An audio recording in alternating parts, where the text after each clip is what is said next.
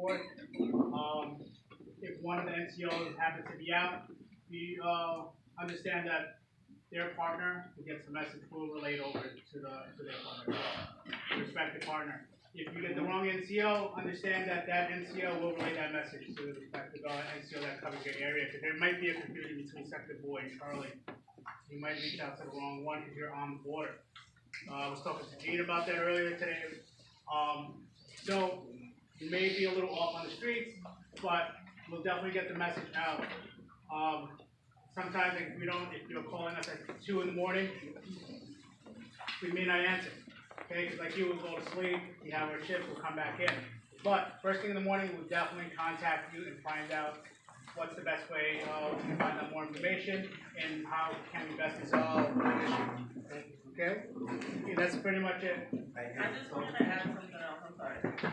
Each sector is going to have their own build a block meeting. So that means Sector Adams is going to have their own meeting for everybody that lives in Sector Adams. Sector Boy will have their own meeting, and Charlie. So as soon as we start doing these meetings, we're going to start reaching out to the community. We want you guys to come to these meetings. We want to hear the concern. That's all I wanted to say. No, that's fine. Thank you. One last little bit on that. Those meetings that we're gonna have, they happen quarterly. And they'll happen in your own sector. You'll be notified. And please come out. We're a lot at those meetings. Okay. We also have our crime prevention officer. Just give me a second. Police Officer Tyrone Madero, who's got some good information to share with you. Thank you. Oh. Hello, everyone. I am Tyrone Madero, so I'm your crime prevention officer. In case you don't know me already. Tyrone. Tonight, I'm going to try and keep it short, although I'm going to be honest. The particular topic that we're going to be talking about is a little important. Something that I've touched on before, something I mentioned before, mailbox phishing. I'm actually go a little bit more in depth about how it works, and I'm probably going to end up pissing you off at the end of it. But before that, I just want to say real quick, IRS, this is tax season. The first day for filing for this new tax season was yesterday. I'm sure you're all aware about the Equifax data breach. 1 in 2 Americans, basically 50% of the population, has had their identity stolen through Equifax. Great. So there's a good chance that there's someone out there that has your identity. One of the things that you should do is to protect your refund check if you're going to get one. If you know you're going to get one, file early, file immediately, file electronically. That's the fastest way to do it. File as fast as possible, so it lessens the chances of someone who may have your information filing for you and taking your money. Also be aware of phone scams. IRS, once again, this is the season. People calling you saying that you owe $3,000 something and some odd cents, and if you don't pay, we're going to take your dog, we're going to take your cat, we're going to take all that stuff. There's basically the one here to pay them through credit cards, not credit cards, gift cards of some type, maybe an iTunes card, maybe a Green Dot card, maybe a Steam card if you've ever even heard of that. That's basically the primary way they ask for the money. Those are scams. IRS does not need gift cards from some company you've never heard of to take your money. They're just going to take it. So just be aware that IRS is not going to call you for that type of thing. Now to get into the mailbox phishing. Basically, how it works is you put your mail into the mailbox, someone comes in with a weird contraption, or maybe they even have the postal key themselves. They'll open up the mailbox or fish through the mailbox, and they'll basically take out checks, they'll check out money orders, they'll take out whatever looks like they has something of value inside, and they'll take it to wherever they take it to, and they basically wash out the check through a chemical bath. Through that chemical bath, it basically lifts the ink that you write on the check off the paper within about 5 minutes. After that, they take the check out of the bath, and a lot of times, because of the nature of the chemical itself, the check comes out dry, even though it was in a complete chemical liquid. After that, they write whatever they want on it for a few $1,000s, and then at that point, they go and cash the check. I'm not going to answer questions, I'm sorry. Is at this point where a lot of people start getting mad, and what they're mad at is not so much that their check was stolen, but what they're mad at is how on earth was it cashed. Yes. This is what I'm gonna go into today.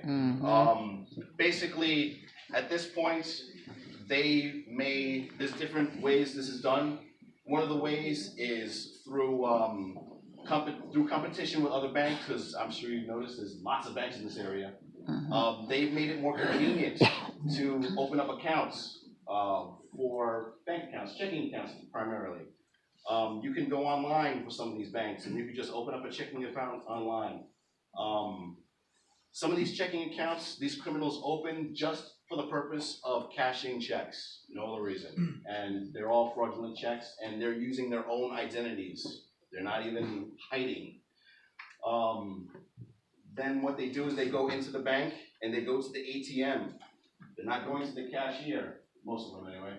And they're dropping off the checks into the ATMs.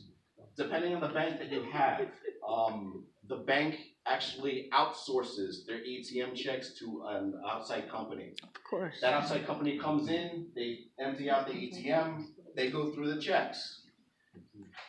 The checks that they go through, they are running the checks to see if the account that's on the check has enough money to cash out the amount requested. That's all they're checking for.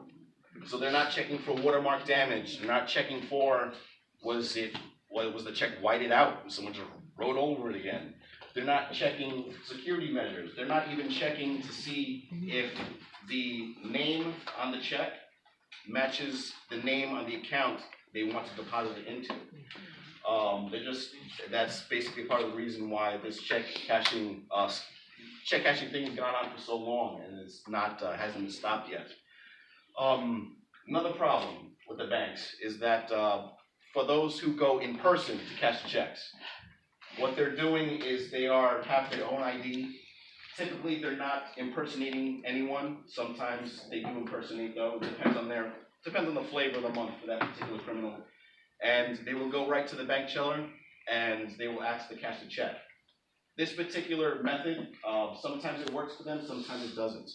For the times that it does not work for them, and the teller actually sees that there's something wrong with the check, what they are doing is they are refusing to cash the check, like they should, but instead of, say, calling 911 when they have the person there, they will destroy the check, and they will not tell us of anything. And then we never find out that we had one criminal here, and we didn't do anything about it. On the flip side, every once in a while, we'll get a call from 911 from one of the banks saying that they caught the person, it's right here, they're there in front of them, and they end up destroying the check into a shredder before police even arrive. Why? The Bronx District Attorney's Office will not prosecute check thieves if the primary evidence, from what I understand, if the primary source of evidence has been destroyed, that being the check itself. Once again, I'm going by over that. I could be wrong. So that basically happened. These types of things are basically happening all over the place. This is the type of stuff that could be corrected if, say, the banks were to just do simple things to check people's identities, check the checks themselves, make sure it's the checks are written and they go to the accounts that they're supposed to go into. This is the type of thing that's happening.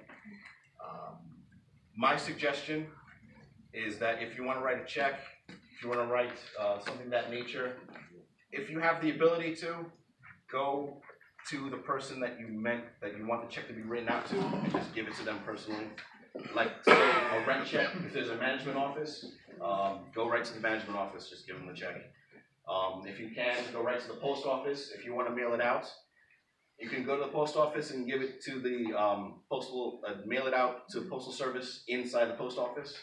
You can do that with every post office, except the one on Moran Place and White Plains Road. The reason being is because that particular one, for whatever reason, from what I understand, at the end of the day, they're taking out all their mail and actually putting it in the mailbox. From what I understand, that's what they're doing. I don't know why they're doing that, but apparently that's what's happening, and that's one of the reasons why that particular mailbox That's why is they're going getting after hit that more often than mailbox. others. Stupid shit. If you have access to the internet, if you have bank accounts, I would say the most secure way to pay your bills is just do it online. It's one of the fastest ways. Some people are setting their own ways, like to write the checks, but I would recommend that if you can, go through the internet. It is lots more secure than a lot of people think. It is faster, and you can tell if there's a problem with it almost within days. The reason why that is important is because of the policy of the banks. Some banks have a policy that if you do not come to them within 30 days to tell them that the check was fraudulently cashed, they will not pay out your money. That is especially a problem if the bank that cashed out the check is not your bank. For example, if you have an account in Apple Bank, you write out a check, you send it in the mail, that check was taken, forged, and cashed at TD Bank. If you don't catch it, TD's policy is 30 days. So if you don't catch it within that 30-day cycle, they're going to refuse to give you back your money. The problem with that being is that if they refuse to give you back your money, it's going to take a much longer period of time for you to get back your money. You should get back your money eventually, but for those who aren't fixed incomes, sending out $1,000 checks for rent, that could be a long period of time to wait. That is also one of the problems that's happening specifically for the victims of this type of crime. That is one of the main reasons why I say, please use the internet. Use your bank online accounts to cash out, to pay whatever bills you need to pay. And that's basically all the information I have. I'm going to give out these things real quick. I'm going to explain to you guys what they are.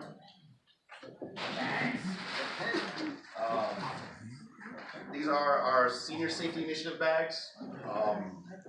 These are the bags you might have seen months ago that as the NYPD has been giving out for safety purposes. In these little goodie bags are little pens. The pens that I mentioned before, the ones that you can write on checks, it doesn't come off with the acid bath. That's one of these bags. Each bag should have one. In the bags also is crime prevention stuff, mailbox fishing right on the front, as you can see. Even a magnifying glass, if you like magnifying glasses, if you need it. The bag itself is reflective on the edges, nice at night. And the biggest sell for these bags is this little thing. This weird contraption. This thing is a wristband. If you like that type of fashion from the 90s, there you go. The wristband is reflective, so you can wear it at night if you're not afraid to wear this thing at night. But the big draw about this wristband is this carabiner that you can actually take off the wristband and put it on your keychain, and this little egg-shaped device. This is actually a personal alarm. You activate the alarm by pulling the plastic tab that's on each one. I'll just pull this one now. And then on the alarm, there's a little button on front. It's a flashlight button. Oh boy. Kind of nice, nifty. The biggest draw about this thing is basically how to activate the personal alarm. You activate it by pulling the chain. This thing here is a speaker. It's not a button. So, here you go. It's loud, it's annoying. This will get people's attention on the street. Can I just say this? Everybody goes home with this.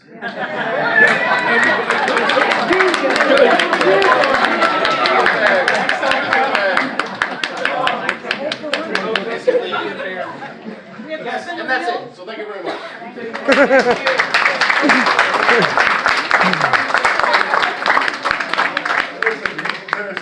That was a great presentation. Beautiful. You won't get the bag now.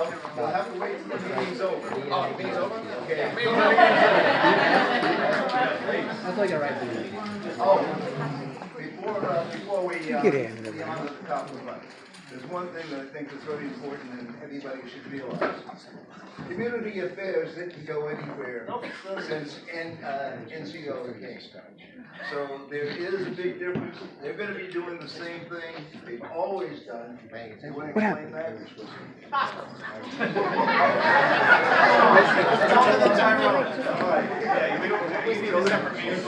This one's easy. Whatever you did. She's on White Plains and Morris Park. She's walking up to Whatever reason. Bronxdale. She's got to call me when she gets there because she don't know which way she's going. She doesn't? You want me to go and wait for her? It's freezing out there. Wait, no, when she calls me, she's going to call me when she gets to Bronxdale. As well as protecting you So now would you go? answering your calls. To the corner of Bronxdale and Morris Park. It don't matter. She's next to So, No, she's got to walk to White Plains. now we'll go and we'll ask Captain Alves to introduce our top of the month. Quick note, came on the phone. The perpetrator in the homicide shooting at Maestro's was just caught using the 4-line.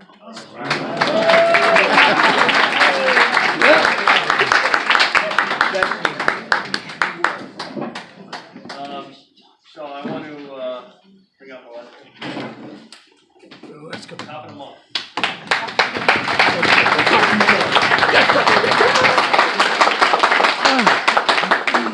December 9, 2017, at approximately 0900 hours, police officer Alaska Castillo and her partner responded to a burglary in progress at 2186 Kruger.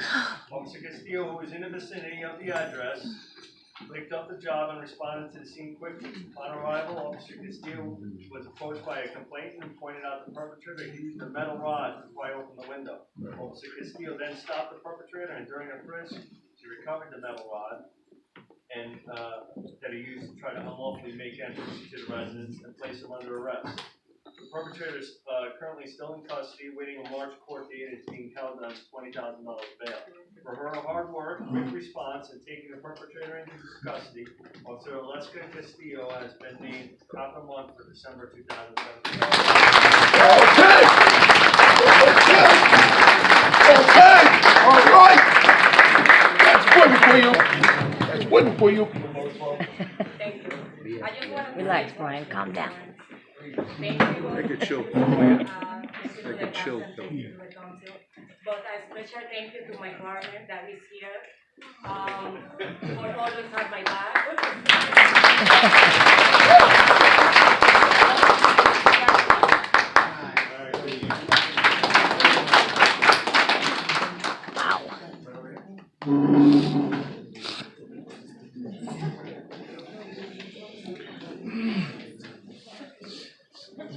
She does have a certificate coming.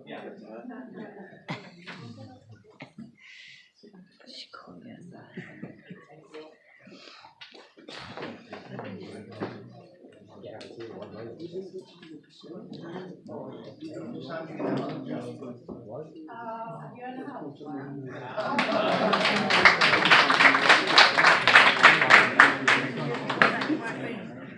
Okay, we're gonna go into our reports, short term neighborhood report. Let me warn you one thing though, they have to be short and they have to be to the point. Short and sweet to the point. No speeches. Okay. First, the assistant district attorney, do you have something for us? Yes, just very briefly, I just wanted to announce that yesterday the district attorney in connection with the courts announced a new program. It's called the Overdose Avoidance and Recovery Program. It's the first court-based program that actually offers pre-plea intervention, and this is to combat, as you know, the opioid addiction and crisis that's occurring all over the country, and we've seen a pretty large increase in fatalities because of this addiction. So this is a new initiative. We're working with the defense bar, we're working with the courts, and we're working with the community to try to make a difference. So this is a pretty big initiative for our office, and we hope and our anticipation is that it's going to do very well. Other than that, I hope you all enjoyed the holidays and Happy New Year. Clergy Council, Pastor Goody. Good evening, happy new year to our precinct, to our community council, to the community. I just want to say we're having, on next Thursday night, we're having our second annual clergy dinner banquet at Sands Banquet Hall on Allison Avenue. Our keynote speaker this year is going to be the new chief of the Community Affairs Bureau. She's the highest ranking Hispanic female in the history of the NYPD, Chief Nilda Irizarry Hoffman. So it's from 6:30 to 10 p.m. next Thursday night. If anyone's interested, the tickets are $40. You can see me right after the meeting, and I'll be interested. And again, Happy New Year to everybody. God bless you. Morris Park, Saltillo, Negros. Where's Lefty? So Oh, there he is. We'll do it quick. Very fast. All right. I am Officer Macon, I'm Lefty, I'm the coordinator of the patrol. I want to congratulate the officer. And I want you to know that at the island, those two officers over there, we're already getting along very well. And we're gonna set up a meeting with Jay, like we always been doing with the civilian patrol, so they could get to know the patrol guy. And he already, as being very active, right away he asked me, I have the names and anything of the patrol guys, but I told him that Jay got all that. So there was no problem with me giving him a copy. With that in mind, I hope everybody has a happy new year. Like you know, this is an active community for 33 years, and we're going to be celebrating our anniversary 34 years in March 17th. With that in mind, God bless you all. St. Patrick's Day. And that's the Alliance, Bernadette Ferrara. Hello, happy new year, everybody. Happy new year. My name is Bernadette Ferrara. I'm the president of the Van Ness Alliance. I know there's a lot going on in Van Ness, which hasn't crossed our paths. That's why we're so grateful that 49th is in our area and we have abreast of whatever's going on over the future. We appreciate it and we're looking forward. I've already worked with one of the NCOs on Monday. So, so thank you very much. And anything else that's happening, I'll sure we'll find out. But so far, so good for January 2018. Thank you. Owen Parkway Neighborhood Association. Edith Blanchard. Hope you all had a very good holiday season. I'm very happy with the new program that's going on. Although we had a very good relationship before 9. We could always use the extra hand. I've already spoken to our NCO officers. They're very gung-ho, which makes us gung-ho. I hope to improve the area. A few things. First of all, I was not aware of the shooting of 2160 Collins. I was notified my window to come directly after I saw nothing. If the report you gave us, I really have nothing to report. Graffiti is on the page. Traffic, double counting on Marty is terrible. We have a new addition now, which is the bar, if anybody wants to drink. You buying? As far as the mailboxes are concerned, I annoy Senator Crowley, Congressman Crowley's office to the extent that we have a mailbox on holiday morning. Has no handle. There's no way they can fish it. So I suggest that you all call Crowley's office. She has something to add. You actually, eventually all mailboxes are being switched to that. So you don't even have to call, it's just a slow process. Every mailbox eventually will just have the slot to try to prevent the mailbox phishing. Right, the only thing is if we annoy Tommy and Steve. You get it a little quicker. You'll get it quicker. There's no way they can go fishing, it's gotta be very careful, get one, part of the Bronx. I actually have something to add to that now, too. Uh-oh.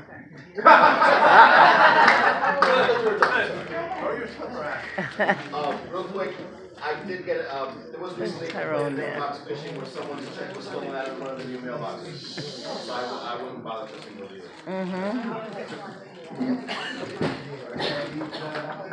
Also, we're having our monthly meeting on February 13th, with all the fires that are going on.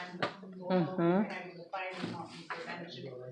We're also having a special person coming to speak for about 10 minutes. Maybe, now it's maybe, now you don't know why I don't put them on the flyer. The control is strict, they're supposed to be visiting us. That's the state of the city, that's why. What? The state of the city that the mayor has, all you like to go. Whatever.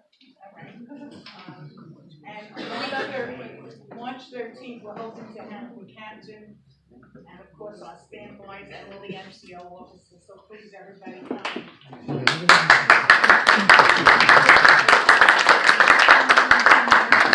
Hamilton International Merchants Association Alliance, Gene DeFrancis.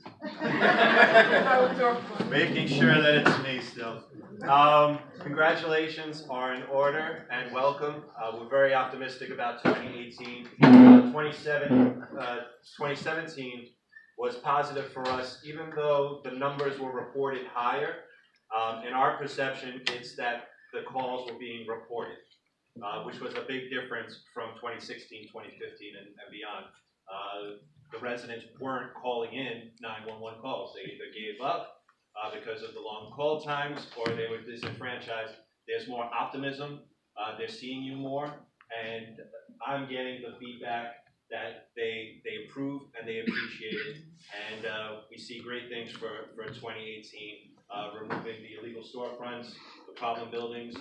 We'll sit together, we'll talk, we'll go over all the ins and outs. As we all know, and the police departments, the ones that smile the most are often the ones we got to watch out for. The ones that are straightforward and as I like to call them, Bronxites. They're the ones, they may seem rough, but they're the ones that are kind of unhappy because they're getting the brunt of the city on top of them, while these guys are getting away with not great things. I'm curious about, I have a couple of questions.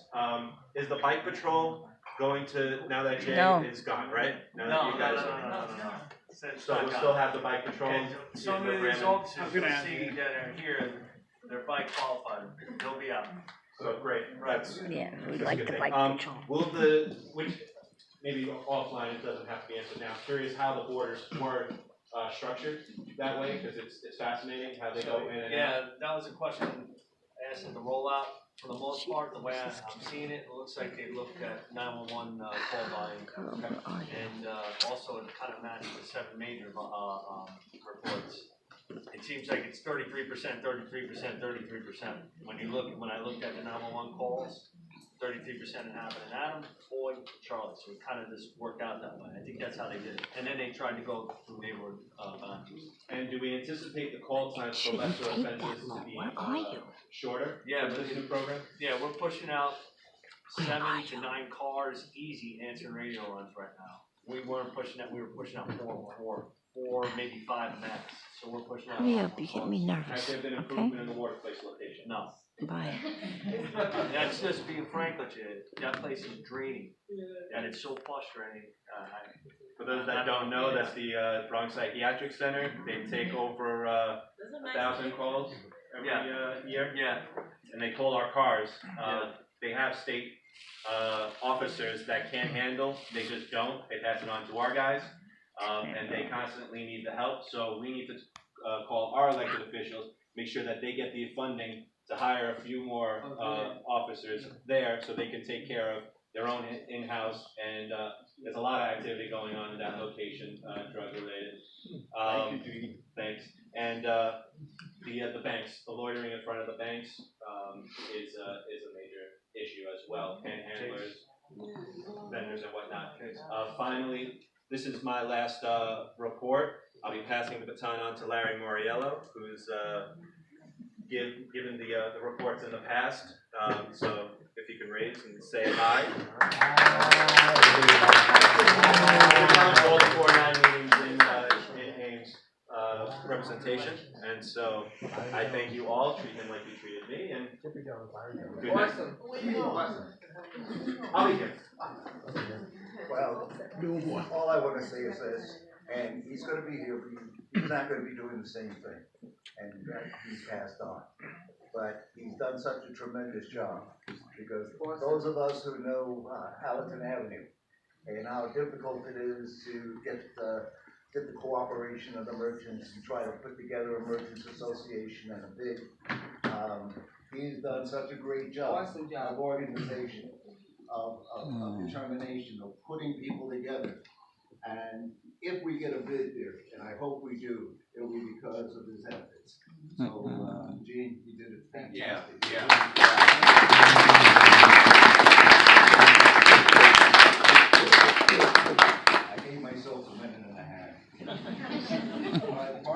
Housing, Arlene Grace. Not here. Bronx Park East, right, Ralph Schweitzer. Hello, everyone. Raphael Schweitzer, I'm the co-founder and chairperson of Bronx Park East Community Association. We advocate for, but we're not the only people that advocate for the Allerton and Pelham Parkway North areas of 49 Precinct. I want to give a big shout out to NCO Officer Daisy Sanchez. Shut up! And NCO Officer Mujaz. And we also got Hernandez and McDowell somewhere here. Thank you. We're gonna forming a new partnership. I'm gonna keep it short, Joe. No problem. New partnership. We're gonna have another meeting tomorrow. It's gonna be tomorrow at Gasolina Lounge, 2525 Boston Road. You can have a drink afterwards, you know, on the move. We're gonna have them there. We're gonna form a new partnership along with the Community Policing Initiative in the 49 Precinct and all over New York City. Since it's a short update, I have flyers, but we all talk about how, you know, we don't see enough young people and teenagers, you know, engaging in something positive. On Saturday, February 3rd is the second annual Bronx Art Expo. On this flyer is the address and the time of the expo. I urge all of you to come. There's going to be a lot of local Bronx artists, local Bronx bands and musicians. 7 p.m. You take the 2 trains to Jackson Avenue. You go straight there. I got flyers. I'll be around to the end of the meeting. Shout out to our Comptroller's Office, to our Councilman Richie Torres, our State Senator Jamal Bailey, and everyone else. Thank you, and happy holidays. It's still holidays, you know.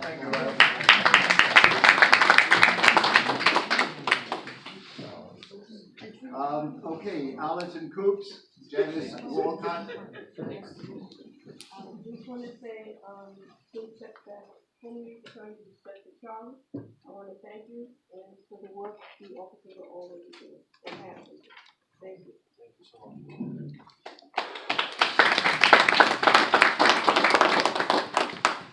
And Ralph, you are doing a good job with the Bronx Park East. So let me mention that also. Thank you, Joe. Thanks for, Joe, I was at the Pine earlier, so I'm a little more loose than usual. Oh, okay. Uh-oh. Don't mind me. TMI. More often.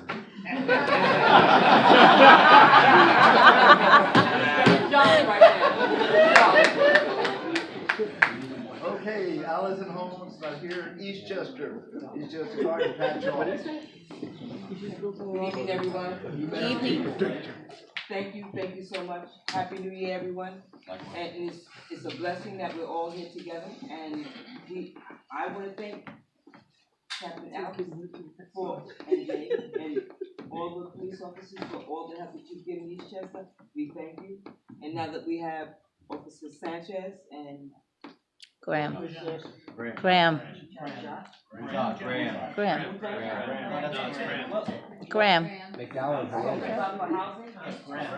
Okay, You want to ask me? about housing. Right, Graham. I know what I'm talking about. I just thank you. We'll talk later. Yes. We just want to be able to work with you because we've been working together for years. And I would like for us to actually really be on point with things at Eastchester because it's a mess. But we have what we have. But guess what? The new year is going to bring better. So we just thank everyone for just being a part of this community, a part of this village, because it takes all of us. Take 2 village, baby. You know it. Each other safe, and I thank you. There you go. Well, in respect for time, I'm gonna ask the representatives from our elected officials to stand, introduce themselves, to know that they're taking this information back to the elected officials. So first of all, let's hear from Jeff Klein, Senator Jeff Klein's representative. Here? Jeff Klein. Okay, it makes it. Senator Gustavo. Nope. Rivera. Nope. Gustavo Rivera. Nope. She's not here. I know. Now, Councilman Richie Torres, I know his representative is here. Yes. Good evening, everybody. I just wanted to do some flyers there about 3 days at the Bronx Zoo, tax prep, and calendars. If you need me, call the office. Thank you. Joe. Quick. Hmm?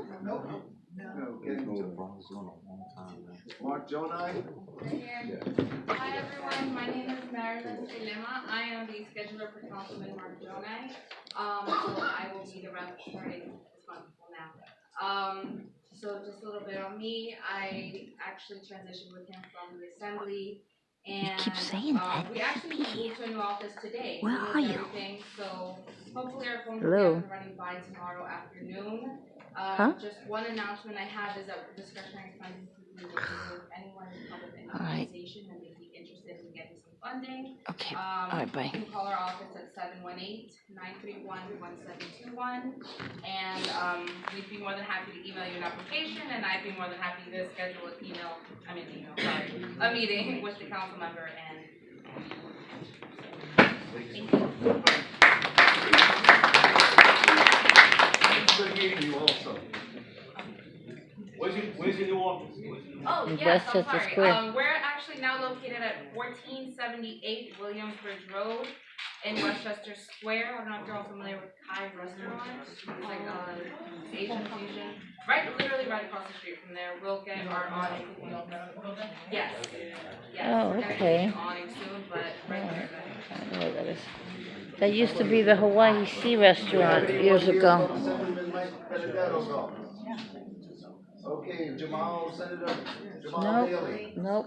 Small Bailey. No, nobody's here from there. No. Okay. Oh, speak up so. Oh, that's right. I forgot. My name is Jamal. I'm a community liaison for Senator Jamal Bailey. Last week we had a human trafficking awareness event at MS 113. That was a good turnout. Also, we have a Black History Showcase. That's February 9th at 6 p.m. at PS 103. That's located on 4125 Harpurchur Avenue, Bronx, New York 11466. Thank you. Did you leave any material? Yes, I have some flyers in the back. You have flyers in the back? Oh, also I'd like to thank the 49 Precinct for attending our cash box event in December.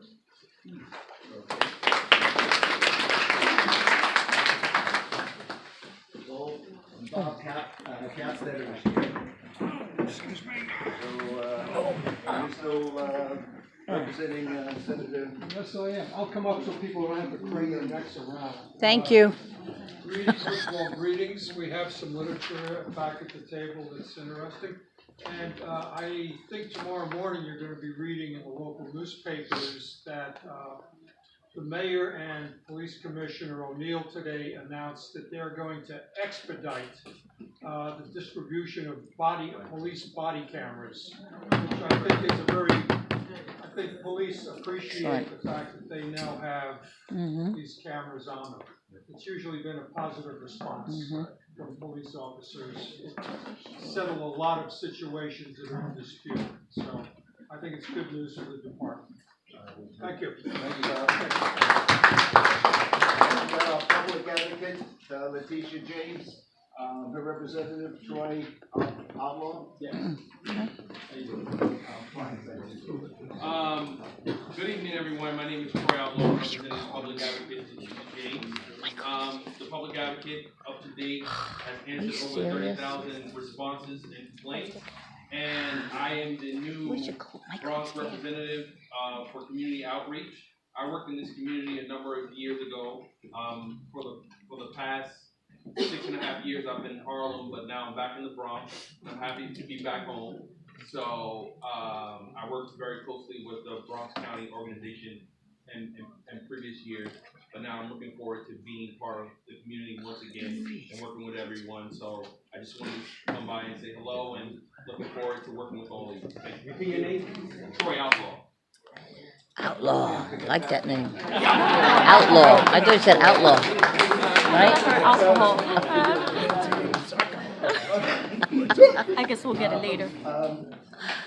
Controller Scott Stringer. Good evening, everyone. Thank you. Those are awake. My name is Mariette de la Cruz. I'm the Bronx Borough Director. The Bronx Borough Director for New York City Controller Scott Stringer. Edith, I will not disappoint you. He will make it to your meeting. Okay, look, I said it in front of everybody, okay? But you will have me on the 13th. I've heard it before. You haven't heard it from me before, so we're gonna look at this. We're doing this. But I just wanted to make a very quick report. I don't know if anyone here uses Accessorize. Do this. Yes, no, maybe? No? Yes. Yeah, okay, so the controller had released an audit like about 2 years ago regarding the problems with Accessorize. Some of them were common sense, others were not. But he was pushing for changes to occur. This time around, about 2 weeks ago, he had a report stating that there was not a great complaint system. So all these complaints that we hear when I go to meetings don't go anywhere. There's no system of making sure that the drivers or whoever made the mistake or is incorrect is penalized, or if not, the issue is corrected. So he is pushing for more systems and for us to get an update on what's going to go on to make that system better. I've heard people getting dropped off on the highway. I've heard people get sanctioned for things that make absolutely no sense. So even if our office can directly change it, we are pushing for those changes to occur. And also, I'll have more information next month, because I like the points given to me, so I'm going to get better information next month. The controller has pushed to remove funds from commercial bail bonds, because there are other ways for bonds to happen, and we think that commercial bail bonds, thank you for the clap, that's always encouraging, Rafael, so. But he believes that commercial bail bonds just have middlemen that collect money from especially lower income communities, and folks cannot get that money back, and it's not helpful to preventing anything else that's very different, so we're trying to make sure that the system that is not watched very well is eliminated to ensure that there's no fraud or things not to happen to low income communities. And again, sorry for that, but my name is Maria de la Cruz, the Bronx Borough Director. I repeat my name several times so people do remember it. And I hope to see you at more meetings here. If you would like the controller to attend the meeting, or if you would want me to attend the meeting or present anything, please let me know. I have some cards available. But if you're not going to contact me, do not take my card. Okay? So I want you to contact me. Thank you.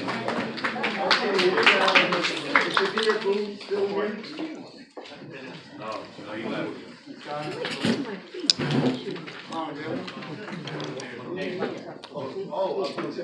The mayor's office. Okay, Joe, you probably agree. You think I'm happy? Did you see what I think about the mayor? Go ahead. No, please. All right, good evening, everyone. Good evening, everyone. Good evening. So my name is Ramon Clement. I'm the mayor of the Bronx, I'm the Bronx Borough Director, the Mayor's Office Community Affairs Unit. I'm also here with my colleague from the Mayor's Office of Community Affairs, Sheree, right here. First announcement. So February 13th is the mayor's state of the city address, right? Mayor's city address is happening in Brooklyn. Unfortunately, it's not in Bronx. But if anyone is interested in going to Brooklyn and you want to be a part of that event, historic event, please let me know. I need to invite that is going out now, right? So that's February 13th. It's out in Brooklyn. The team's here, and I actually want the entire for the non-Precinct community council to show up. So you're interested? Okay, thank you very much, Patricia. I'll take it. The second announcement is last week there was a press conference in the Bronx in the confines of the 4-4, and it was about the opioid crisis in the city. So the mayor launched a lawsuit against opioid manufacturer, a $500 million lawsuit against this opioid manufacturer. The goal is for them to share the burden of all of the opioid epidemic that the city has incurred. So that press conference was heard last week, and I'll keep you posted as far as what the as the litigation progresses. I'll keep you posted on that. And the last thing is the body camera that someone did mention that. Yes, there's a press conference today. The mayor, along with the police commissioner, announced that it would be expediting body camera to police officers. They're talking from 2,400 body camera to 18,000 by the end of the year. So yes, that's a tremendous increase in the number of body camera that's going to be getting. So by the end of the year, 18,000 police officers are going to be notified. Will you give me your card? so that I can, make sure I can put it, Well, you know, I always give you cards. And sorry, you have the announcement for the mayor's office of good and fast, I'll just get that. I'm so, I will only take 3 minutes. Good evening, everyone. 1 minute then. Good evening, everyone. My name is Miranda. I'm with Immigrant Affairs. I wanted to share with you that we're going to be at Jacoby making the New York City's ID. You possibly know that at least in the East Bronx, we don't have a permanent site for ITNYC. So at least we're going to be at Jacoby starting on February 6th until February 27th. You can invite us to do presentations. This is an ID that is very good specifically for youngsters between the ages of 14 to 21. Anyone can apply for the ID, but we encourage specifically youngsters and seniors to apply for it. If the community affairs leader can help us spread the word, that would be amazing. Thank you very much. Would you give your thoughts? Sure. Okay, I think, the last person is Jose, Mr. Ole. Now who? I don't have anything, but. Sit down, Rashawn.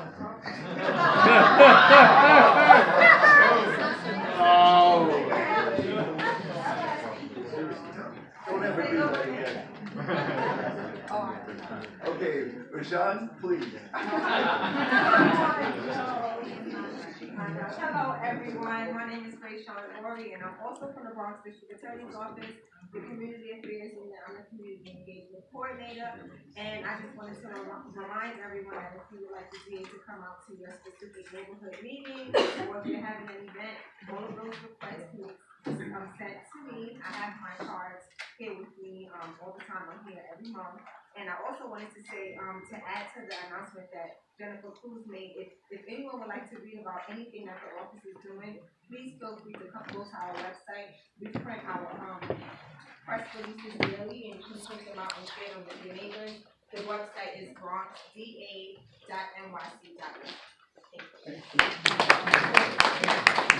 I was only kidding. Rashawn does such a wonderful job, and she's every place. Yeah. I don't know what she gets paid, but she deserves every penny of it.